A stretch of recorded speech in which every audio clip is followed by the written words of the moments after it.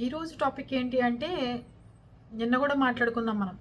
చాలామంది వీడియోలు చూసుకుంటూ వెళ్తున్న కొద్దీ ఎంతమంది యూట్యూబర్స్ ఎంతమంది ఫాలోవర్స్ దగ్గర డబ్బులు తీసుకున్నారనే దాని గురించి బోల్డ్ చర్చలు జరిగినాయి. అలాగే ఫాలోవర్స్ కూడా చాలామంది మీ ఇళ్ళ చుట్టూ, మీ ఇంటి దగ్గర, మీ బంధువుల్లోనూ, గవర్నమెంట్ హాస్పిటల్స్ దగ్గర అలాంటి చోట బోల్డ్ మంది తిండికి లేని వాళ్ళు, భోజనానికి గడవని వాళ్ళు, పిల్లలకు ఆపరేషన్ చేయించుకుంటాకి అసలు ఎవరూ సహాయం చేయని వాళ్ళు అంతమంది ఉండంగా ఎందుకని ఫాలోవర్స్ వెంబడిపడి ఈ రకంగా డబ్బులు ఇస్తున్నారనేది నాకు కూడా అంతుపట్టలేదండి. ఇంకోటి ఏం చెప్పాలి అంటే, ఒక ఫాలోవర్స్కి డబ్బులు నీ దగ్గర నుంచి తీసుకోవాలని ఈ యూట్యూబర్స్కి ఎవరు చెప్పారో నాకైతే తెలీదు. అసలు ఆ కాన్సెప్ట్ కనిపెట్టింది ఎవరో కూడా తెలియదు. అంతేకాకుండా లక్షల్లో డబ్బులు తీసుకుని ఇది దానం గుప్తంగా ఉండాలి, ఎవరికి చెప్పకూడదు, ఎవరికి తెలియకూడదు, అలా చేస్తేనే మనకి పైవాడు మనని చూస్తూ ఉంటాడు అనే కాన్సెప్ట్ కూడా కనిపెట్టారు తీసుకున్నవాళ్ళు. ఇదేంటి మరి ఇంత గుప్తంగా ఉండాలన్నప్పుడు వాళ్ళ ఇంట్లో బంగారాలు గుప్తంగా ఉంచుకోవాలని తెలీదా?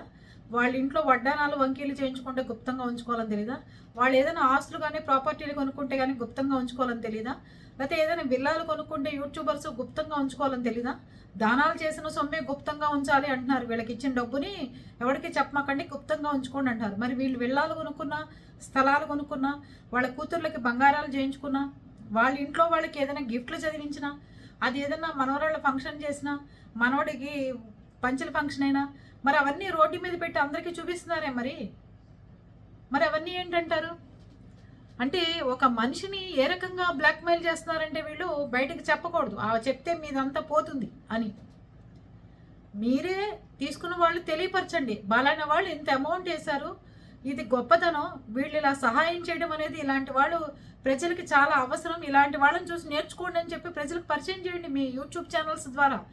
అది ఏది చేయకుండా తప్పు, మీరు అలా చేయకూడదు, ఏదన్నా ఉంటే మేము చూపించాలి తప్ప జనానికి ఇవి కొనుక్కోండి అవి కొనుక్కోండి అని మోసం చేయాలి తప్ప మీరు మాకు డబ్బులు వేసిన సంగతి చెప్తే బాగుంటుందని చెప్పి బెదిరించే స్థాయికి వచ్చినట్టుగా అనిపించింది నాకు.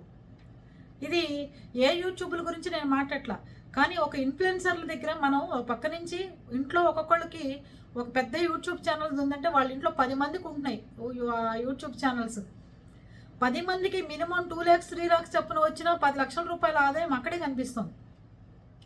అయినా కూడా ఉద్యోగాలు చేసుకుంటున్నారు, పిల్లలకి పెళ్ళిళ్ళు చేస్తున్నారు, పెద్ద పెద్ద ఫంక్షన్లు చేసుకుంటున్నారు. అప్పుడు వచ్చేసిన డబ్బులు వైద్యం చేయించుకున్నాక డబ్బులు ఎందుకు రావట్లేదు ఎవరికైనా? ఈ యాప్లు ఏంటి, డబ్బులు వేసుకోవడం ఏంటి, ఆ డబ్బులు ఖర్చు పెట్టడం ఏంటి? ఆ ఫాలోవర్స్కి ఇబ్బంది ఏమవుతుందా? మీ ఫాలోవర్స్ అందరూ అంత పెద్ద ఛానల్కి వెళ్ళి డబ్బులు వేశారు కదా, కొంతమంది మగవాళ్ళకి ఆడవాళ్ళకి అందరికీ వేస్తున్నారు కదా. ఆ ఛానల్లోకి వెళ్ళి మీకు ఎప్పుడో నేను డబ్బులు వేసాను, మీరు నాకు ఈ ఇబ్బంది వచ్చింది, మీరు నాకు డబ్బులు తిప్పేయండి అని అడగండి, ఎవరైనా వేస్తారేమో, నేను చూస్తాను. ఏంటండి ఈ పద్ధతి? గవర్నమెంట్ హాస్పిటల్ దగ్గరికి వెళ్తే కనీసం ఎక్స్రే తీయించుకోవడానికి కూడా గతి లేని వాళ్ళు బోల్డ్ మంది ఉన్నారండి. వాళ్ళకి ఆ లాటరీ ప్రకారం లిస్టు ప్రకారం వస్తేనే స్కానింగ్లు ఎక్స్రేలు జరుగుతున్నాయి. కాలు విరిగినా కూడా 4 రోజులు 5 రోజులు ఓర్చుకుని గవర్నమెంట్ హాస్పిటల్లో పడుకున్న వాళ్ళు ఉన్నారు. అలా నిజంగా పేదవాడికి సహాయం చేయండి.